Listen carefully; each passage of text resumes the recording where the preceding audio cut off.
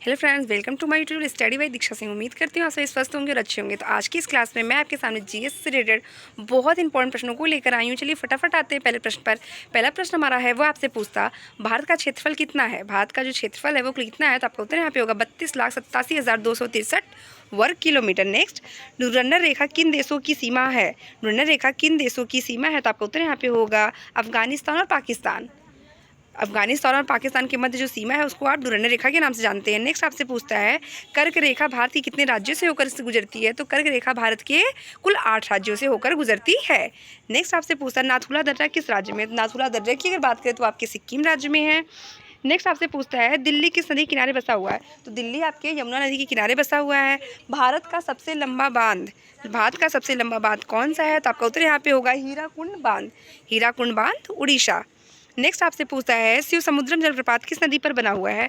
तो नेक्स्ट प्रश्न आपसे जो पूछ रहा है वह आपसे पूछता है कि शिव समुद्रम जलप्रपात किस नदी पर है, तो आपका उत्तर यहाँ पे होगा कावेरी। नेक्स्ट आपसे पूछता है, भारत की सबसे बड़ी मीठे पानी की झील कौन सी है, तो आपका उत्तर यहाँ पे होगा वुलर झील, जम्मू कश्मीर। नेक्स्ट प्रश्न ये आपसे पूछता है, जिम कार्बेट राष्ट्रीय उद्यान किस राज्य में, तो आपका उत्तर यहाँ पे होगा उत्तराखंड में। तो जितने भी प्रश्न है वो बहुत ही ज़्यादा इंपॉर्टेंट है, आप सभी पूरे सेशन को देखिएगा। मेरी वीडियो पसंद आए तो प्लीज़ मेरे चैनल को लाइक और सब्सक्राइब करना बिल्कुल भी ना भूलें। नेक्स्ट, जिम कार्बेट राष्ट्रीय उद्यान जिसका वर्तमान में नाम जिसका मतलब प्राचीन नाम था हेली नेशनल पार्क और वर्तमान में इसका नाम क्या है, रामगंगा नेशनल पार्क। ये आपके कहाँ पे है, उत्तराखंड में है। नेक्स्ट आपसे पूछता है, विश्व में चावल के उत्पादन में भारत का कौन सा स्थान है, तो आपका उत्तर होगा दूसरा। अगर आपसे कोई पूछता है विश्व में गेहूं के उत्पादन में भारत का कौन सा स्थान है, तो आप बताएंगे पहला।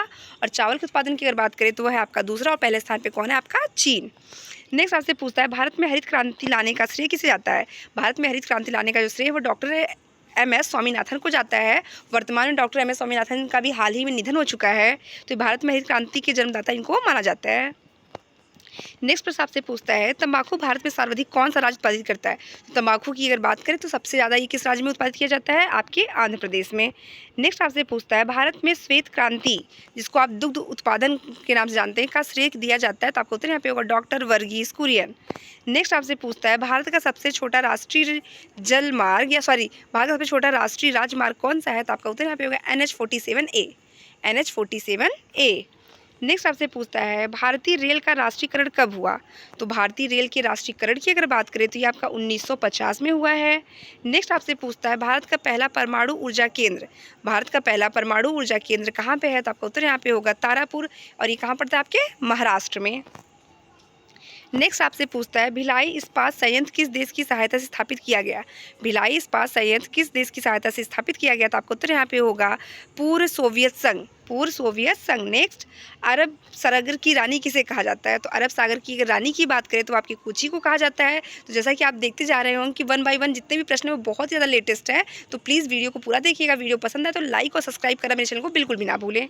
नेक्स्ट आपसे पूछता है, डिगबोई तेल क्षेत्र किस राज्य से स्थित है। डिगबोई तेल क्षेत्र की अगर बात करें तो ये आपके असम राज्य से संबंधित है।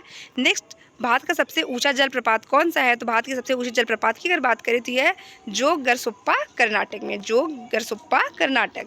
नेक्स्ट, जैन धर्म के संस्थापक कौन थे। तो जैन धर्म में कुल 24 तीर्थकार थे। सबसे पहले इसमें कौन थे, ऋषभदेव। लेकिन आपसे पूछा जा रहा है कि जैन धर्म की स्थापना या किसने की थी, तो ये आपके होंगे ऋषभदेव। लेकिन सबसे ज़्यादा इसमें फेमस कौन हुए थे, तो वह थे आपके महावीर स्वामी। ये सबसे ज़्यादा 24 तीर्थकार थे और सबसे ज़्यादा फेमस यही थे। सम्राट अशोक ने कलिंग का आक्रमण कब किया। सम्राट अशोक ने कलिंग पर कब आक्रमण किया था, तो आपका उत्तर यहाँ पे होगा 261 ईसा पूर्व। और कलिंग के युद्ध के बाद ही अशोक ने जो है वो बौद्ध धर्म को अपना लिया था। अशोक ने युद्ध करना छोड़ दिया तो उन्होंने क्या किया था, बौद्ध धर्म को अपना लिया था। तो कलिंग का युद्ध कब हुआ था, 261 ईसा पूर्व। नेक्स्ट, गौतम बुद्ध द्वारा सर्वाधिक उपदेश कहाँ दिए गए। तो गौतम बुद्ध के द्वारा सर्वाधिक उपदेश की अगर बात करें तो वो आपके श्रावस्ती में दिए गए हैं। अगर आपसे कोई पूछता है कि गौतम बुद्ध को ज्ञान की प्राप्ति कहाँ पे हुई थी, तो वो बोध गया। उनको सबसे पहले जो ज्ञान की प्राप्ति हुई थी वो बोध गया में हुआ था। और आपसे अगर कोई पूछता उन्होंने सबसे पहला अपना उपदेश कहाँ दिया था, तो आपके सारनाथ वाराणसी में दिया था। और सबसे ज़्यादा बार कहाँ पे दिया है, तो वह है आपकी श्रावस्ती। नेक्स्ट, नालंदा विश्वविद्यालय की स्थापना किसने कराई? तो नालंदा विश्वविद्यालय की अगर बात करें तो आप इसकी स्थापना कुमार गुप्त ने कराई है। नेक्स्ट प्रश्न पर आते हैं, अजात शत्रु किस वंश से संबंधित था? तो अजात शत्रु जो था वो हर्यक वंश से संबंधित था। नेक्स्ट प्रश्न आपसे पूछता है, रास तरंगिणी रचना किसकी है? तो रास तरंगी जो रचना है इसमें जो है कश्मीर के बारे में वर्णन किया गया है, तो ये रचना किसकी है? कलहड़ की है। नेक्स्ट आपसे पूछता है, महमूद गजनवी ने सोमनाथ मंदिर जो आपके गुजरात में है, तो महमूद गजनवी ने सोमनाथ मंदिर पर आक्रमण किसके शासनकाल में किया? तो जो आक्रमण किया था उस समय कितनी बार आक्रमण किया? उन्होंने करीब 17 बार आक्रमण किए हैं। और किसके शासनकाल में किया था? तो भीम प्रथम के। नेक्स्ट आपसे पूछता है, सिख धर्म के संस्थापक गुरु नानक जी का जन्म कहाँ हुआ था? तो सिख धर्म के संस्थापक गुरु नानक जी का जन्म तलवंडी में हुआ था, तलवंडी में। नेक्स्ट आपसे पूछता है, चंदेरी का युद्ध किस शासक के बीच हुआ था? तो चंदेरी का ये युद्ध की बात करें तो ये आपके मेदिनी राय एवं बाबर के बीच में हुआ था। कब हुआ था? 1528 में, 1528 में। नेक्स्ट आपसे पूछता है, शेरशाह सूरी का मकबरा कहाँ स्थित है? तो शेरशाह सूरी के अगर मकबरे की बात करें तो ये सासारामपुर में स्थित है। ऐसे चुनिंदा प्रश्नों को देखने के लिए आप मेरे चैनल को लाइक और सब्सक्राइब कर लीजिए, ताकि मेरे जितने भी लेटेस्ट वीडियो वो आप तक आराम से पहुँच सके। Thank you.